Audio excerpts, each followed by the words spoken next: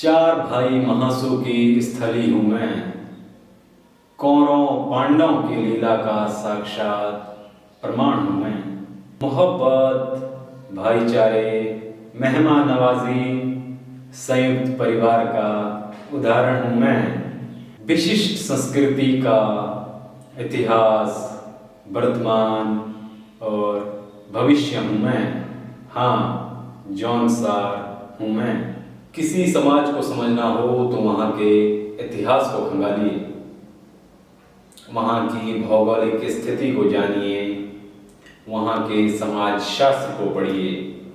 वहाँ के समाज शास्त्र को जब पढ़ना हो तो वहाँ के लोगों को जानिए, वहाँ के बाशिंदों के बारे में पढ़िए और वहाँ निवास करने वाली जाति जनजातियों के बारे में जानिए। भारतवर्ष के विभिन्न भूभागों में भिन्न भिन्न प्रकार की जनजातियां निवास करती है। भारत का एक हिमालयी राज्य है उत्तराखंड। उत्तराखंड की अस्थायी राजधानी देहरादून के उत्तर में बसा है जौनसार। यमुना के दाहिने और टॉन्स के बाएं भूभाग जौनसार, बावर, देवघर में आपका स्वागत है। नमस्कार, मैं हूं शिव अंडवाल। स्वागत है आप सभी का नए वीडियो में। लगभग 1002 किलोमीटर स्क्वायर क्षेत्र में फैला है जौनसार, बावर, देवघर और यहाँ निवास करती है जौनसारी जनजाति। 1967 में इस क्षेत्र को जनजातीय क्षेत्र का दर्जा दिया गया। लगभग 350 से ज्यादा गांवों का यह समूह 39 खतों में विभाजित है। यहाँ पर एक शब्द आया है खत। खतों का मतलब गांवों के एक समूह से है। तो यह 350 से ज्यादा गांव 39 खतों में विभाजित है। एक खत में कितने गांव रहेंगे यह निर्धारित नहीं होता है, इसमें ज्यादा और कम हो सकते हैं। और इन्हीं खतों के मुखिया को कहा जाता है खत स्याणा। स्याणा प्रथा यहाँ चलती रही है और वर्तमान में भी आपको इस क्षेत्र में स्याणा प्रथा देखने को मिलेगी। जौनसार को मुख्यतः 3 हिस्सों में आसानी से समझा जा सकता है। जौनसार, बावर, देवघर, इसको 3 हिस्सों में समझते हैं। Jaunsar is the lower half region while the upper region is called Bavar and Devgar is also situated in the upper region। एक कस्बा है त्यूनी, बावर देवघर का मुख्य व्यापारिक केंद्र इसी त्यूनी के दाहिने हिस्से पर स्थित है देवघर। एक क्षेत्र है लाखामंडल, बड़ा प्रसिद्ध है कौरव पांडवों की सभ्यता का द्योतक, कौरव पांडवों की लीला का साक्षात प्रमाण। तो यही लाखामंडल जौनसार रीजन में पड़ता है। विश्वविख्यात जौनसार के परम आराध्य देव महासु का मंदिर हलो यह पड़ता है बावर रीजन में। अब एक मंदिर है आपकी स्क्रीन पर, नाम है शेरपुलिया महाराज, स्थान रायगी। इस मंदिर पर मैंने कई लोगों को दुविधा में पाया। वो इस मंदिर को जानते हैं बट ये कहाँ है ये नहीं जानते। रायगी त्यूनी से कुछ किलोमीटर की दूरी पर है और ये स्थान देवघर में आता है। बात इतिहास से शुरू करते हैं। उत्तर में पर्वतों से घिरा, पूर्व में गंगा नदी एवं पश्चिम में यमुना नदी के बीच स्तृग्ध क्षेत्र सिरमौर से 100 किलोमीटर पूर्व में पड़ता है। मैं इसी रास्ते से चलकर कालसी पहुंचा। यमुना के पश्चिम में पड़े एक वीरान शहर से मैं गुजरा। यहाँ के निवासी सच्चे एवं ईमानदार है। ये जो एक वाक्य मैंने आपको सुनाया ये मेरा नहीं बल्कि मशहूर चीनी यात्री हेन शान का है। वो अपनी भारत की यात्रा पर लिखे यात्रा वृतांत में इस प्रकार एक जिक्र करते हैं इस क्षेत्र का। इसी वाक्य में एक शब्द आया है सिरमौर। जौनसार को अगर जानना हो तो सिरमौर मुख्य कड़ी है। वर्तमान में सिरमौर हिमाचल प्रदेश का एक जिला है, लेकिन कभी रियासत हुआ करती थी सिरमौर रियासत। और इसी सिरमौर रियासत के अधीन था जौनसार। केवल अधीन नहीं बल्कि इसी जौनसार में सिरमौर रियासत की राजधानी भी रही। पहली बार राजधानी राजा उदित प्रकाश के समय रही 1219 ईस्वी में। राजबन से राजधानी को यहाँ लाया गया था। इसके बाद एक बार राजा धर्म प्रकाश के समय भी राजधानी रही कालसी। जब गढ़वाल पर गोरखों का शासन रहा तो यह क्षेत्र भी उससे छूता नहीं रहा। गोरखों का उत्पात इस क्षेत्र में भी था। गोरखों के बाद सिरमौर रियासत के अंदर भी रहा। ये मैक्सिमम सिरमौर रियासत के अंदर ही। अगर खास तौर पर देखा जाए तो जौनसार बावर में राजशाही का कोई खास प्रभाव नहीं रहा, कोई खास बंदिशें नहीं रही। एक किस्सा ये भी कहा जाता है, राजा गढ़वाल नरेश महिपति शाह ने अपने सेना प्रमुख को आदेश दिया था कि लोधी रिखुला उनके सेना प्रमुख थे, उनको आदेश दिया कि आप देहरादून जाएं और यहाँ से सिरमौरियों को भगाएं। तो उन्होंने यह काम बखूबी निभाया। लेकिन एक जिक्र यहाँ पर आता है कि अंग्रेजी शासन और सिरमौर रियासत के अंतर्गत एक संधि हुई थी कि यह संधि की यह क्षेत्र सिरमौर रियासत के अंदर रहेगा या अंग्रेजी प्रशासन के अंतर्गत। इस संधि को कहा जाता है नागथात की संधि। इसका जिक्र मिलता है पॉलिटिकल नोट्स ऑफ नाहन में। जौनसार का इतिहास अभी तक तिनका भर भी नहीं खंगाला गया और शायद अब जरूरत है। ये बहुत देर हो चुकी है क्योंकि इस तेज दौड़ती भागती जिंदगी में बहुत सारे सबूत, बहुत सारे तथ्य पहले ही मिट चुके हैं। तो हमें जरूरत है इसको एकत्रित करके लिखित रूप में संजोने की।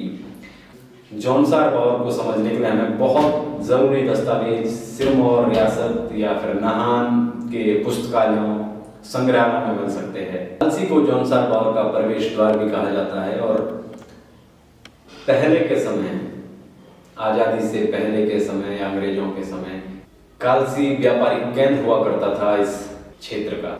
इतिहास का पक्ष और भी है, गहरा है, लेकिन वीडियो काफी लंबा हो जाएगा, मैं गहराई में जा नहीं रहा हूँ। अगर आप चाहते हैं मैं बहुत गहराई में जाकर आपको वीडियो बनाऊं तो कमेंट कीजिए, कोशिश करूंगा बनाने की। धार्मिक नजरिए से बात करें तो यहाँ की आबादी, मैक्सिमम आबादी हिंदू धर्म पर आस्था रखती है। इस जनजाति के मुख्य एवं परम आराध्य देव है महाराज महासू महाराज। खुद को कौरव और पांडवों के वंशज मानते हैं। महासू महाराज 4 देवों के समूह को कहा जाता है। प्रथम है बाशिक महाराज। अब जो मंदिर आप देख रहे हैं बाशिक महाराज का है। स्थान है महेंद्र। अब एक दूसरा मंदिर है आपकी स्क्रीन पर, विश्व प्रख्यात महासू मंदिर हनोल। उसके बाद आता है जिक्र पवासी महाराज का। बावर देवघर से लगते हुए हम उत्तरकाशी डिस्ट्रिक्ट में पड़ता बंगाण क्षेत्र के परम आराध्य देव है पवासी महाराज। और अंतिम है चालदा महाराज। चालदा महाराज इस क्षेत्र में काफी लोकप्रिय है, समय समय पर प्रवास करते रहते हैं। जौनसार बावर ही नहीं अपितु हिमाचल के भी एक बड़े हिस्से में, बड़े भूभाग पर प्रवास कर रहते हैं। जब मैं वीडियो रिकॉर्ड कर रहा हूँ मार्च 2023 में, तो चालदा महाराज समाटा गांव में प्रवास पर है और अप्रैल माह से दशों गांव में पूजे जाएंगे। मैं डिटेलिंग में नहीं जा रहा हूँ क्योंकि वीडियो काफी लंबा हो जाएगा, क्योंकि एक एक पर एक वीडियो बना, हनोर पर एक अलग से वीडियो बनाया जा सकता है जिस पर हिस्ट्री से लेकर वर्तमान पर बात की जा सकती है। वो सब नहीं जो आप देखते हो, वो बातें जो आपने नहीं देखी होगी उस पर वीडियो बनाने का मजा है। जैसे कि आप लोगों को मालूम हिंदू धर्म का है, लेकिन कुछ विद्वान ये भी कहते हैं कि यह क्षेत्र कभी बौद्ध धर्म प्रधान था।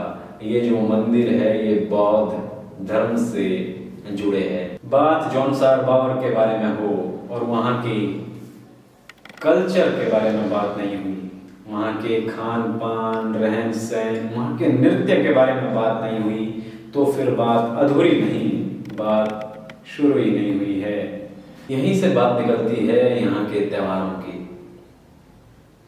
धर्म से ही लोगों के त्योहार जुड़ते हैं। हिंदू धर्म से है तो हिंदू धर्म के सभी त्योहार यहाँ मनाए जाते हैं। दिवाली हो, रक्षाबंधन, बाकी भी जो सभी त्योहार है वो मनाए जाते हैं। लेकिन इस क्षेत्र का मुख्य त्योहार है मरोज, पोष माघ माह में मनाया जाता है। इस त्योहार की शुरुआत होती है पोष पोंद्रे से। पोष पोंद्रे का अर्थ है पोष के 15 गते से दिसंबर के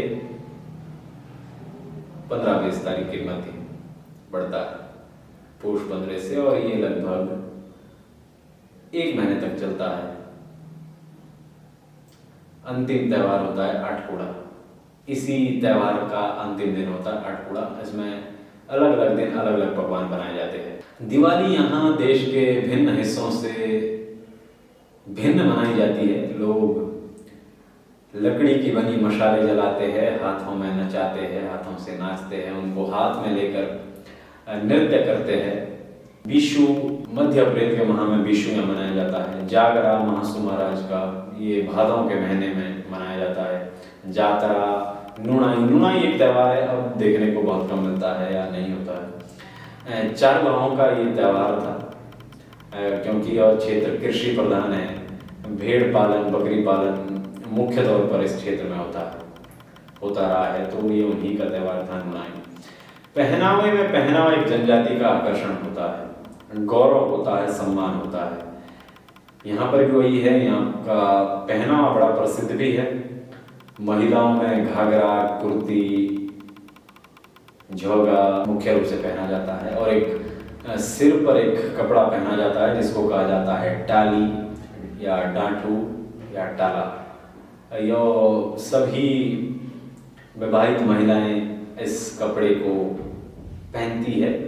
पुरुषों में चोली, लोहिया, वास्कट, कुर्ता पाजामा, सदरी और सिर पर अक्सर टोपी पहनते हैं यहाँ के लोग। नृत्य की बात करते हैं तो जनजातियों के बारे में अगर आप जानो, पढ़ो, उनको गौर करो तो किसी भी जनजाति का नृत्य जो है वो बड़ा सिस्टमेटिक वे में होता है, बड़े तौर तरीके से हर एक व्यक्ति जिसको एंजॉय कर सकता है, सिस्टमेटिक वे में चलता है। ऐसा ही नृत्य इस जनजाति का भी है। तांदी नृत्य, एक गोल घेरा बनाकर जिस पर नृत्य किया जाता है कदम ताल करते हुए, और हारू नृत्य, झेंता, रासो झेंता जौनसार में बड़ा प्रसिद्ध है। लोअर रीजन में, अपर रीजन में देखने को कम मिलता है, लेकिन लोअर रीजन में खूब इस पर। और एक मुंजरा नाच तो माघ का जो मेला होता है उस पर विशिष्ट रूप से यह नृत्य होता है कि लोग एक घर के अंदर बैठकर, सभी लोग चारों तरफ बैठकर, बीच में कुछ स्थान खाली छोड़कर वहां पर लोग बारी बारी से आकर नृत्य करते हैं, और बाकी सभी लोग बैठकर ताली बजाते हैं, गाना गाते हैं। बड़ा सुंदर नज़ारा रहता है इस नृत्य का। इस क्षेत्र का एक पक्ष और भी है, इसकी प्राकृतिक सुंदरता। बड़ा खूबसूरत लैंडस्केप है। एशिया की सबसे लंबी, सबसे खूबसूरत देवदार वृक्ष की रेंज इसी क्षेत्र में है, कनासर रेंज। कनासर, खड़ाम्बा, मुंडाली से लगती हुई ये रेंज पूरे एशिया में प्रसिद्ध है। राजा विराट का किला था यहाँ, आज विराट खाई कहा जाता है जिसको, बैराटगढ़। उत्तर भारत में एकमात्र स्थान पर अशोक का शिलालेख कालसी में है, वो भी इसी क्षेत्र में है। विंटर लाइन अगर आपको देखनी है तो जरूरी नहीं है कि आप मसूरी की भीड़ भाड़ वाली जगह में जाएं। यह सुंदर नज़ारा आप चक्राता से 2 किलोमीटर दूर चिलमिली से बड़े शानदार तरीके से देख सकते हैं। खड़ाम्बा जैसी ऊंची चोटी हो या फिर मोइला का बुग्याल, मुंडाली के समतल पसरे मैदान हो या देवगार में स्थित भेड़च बुग्याल, इसी जौनसार बावर की प्राकृतिक धरोहर है। कुछ मिथ भी है इस क्षेत्र के बारे में, कुछ मिथ मैं क्लियर कर देता हूँ। मैंने बहुत सारे आर्टिकल पढ़े तो उनमें एक कॉमन सा जो मैं बार बार देख रहा था, here is the concept of bride price. When a boy wants to marry a girl, he is taking away an asset of the family and must pay the fair price of the asset known as the bride price.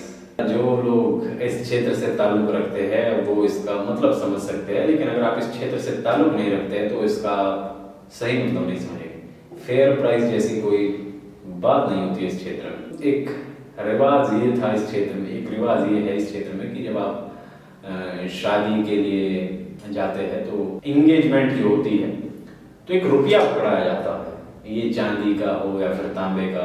महिला को जिस लड़की से शादी हो रही है अगर वो इसको पकड़ती है तो इसका मतलब ये है कि वो प्रपोजल जो है शादी का वो एक्सेप्ट कर रही है। ये प्राइस नहीं है, ये फेथ है, ये विश्वास है। So please don't say that fair price, ये विश्वास का प्रतीक है और ये हो जरूरी ऐसा भी नहीं है। रुपया पकड़ाना बोलते हैं इसको जो अनुसार में, तो फेयर प्राइस जैसे कोई बात नहीं है, बड़ी बकवास है।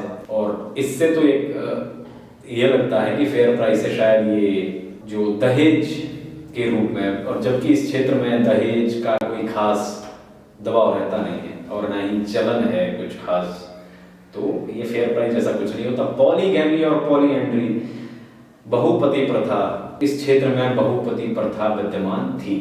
अब भी देखने को मिलता है, कुछ लोगों की शादी अब भी चल रही है, तो ये है, ये सच है। बट अब अगर प्रेजेंट की बात करें 2023 में वीडियो होता है तब की बात करें तो ये ना के बराबर हो गया है पॉलीएंड्री और पॉलीगैमी। अगर आप किसी को कहें आप जौनसार से है तो कई बार ये भी सुनते हैं आपकी शादियों में तो सिर्फ मीट चलता है। तो भैया ऐसा है कि मीट की मात्रा ज्यादा जरूर होती है लेकिन सिर्फ मीट बनता है ऐसा नहीं है। घरों में ताले नहीं लगाए जाते हैं, तो भैया वो दिन बीत गए, घरों में ताले लगाए जाते हैं।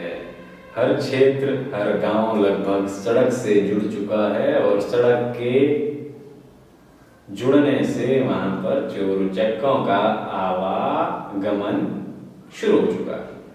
तो अब ये भी बीती बात है कि घरों में ताले नहीं लगाए जाते हैं। वीडियो कैसा लगा कमेंट में बताएं, और चाहते हैं किसी खास टॉपिक पर वीडियो या इन्हीं में से किसी टॉपिक पर डिटेलिंग में वीडियो तो कमेंट में लिखें। वीडियो शेयर करें या ना करें आपकी मर्जी है, इस पर कोई दबाव नहीं। अगर यूं ही चलता रहा सांसों का क्रम और जीवन की लीला तो होगी आपसे मुलाकात जल्द। तब तक के लिए नमस्कार, मैं हूं शिवम डोभाल।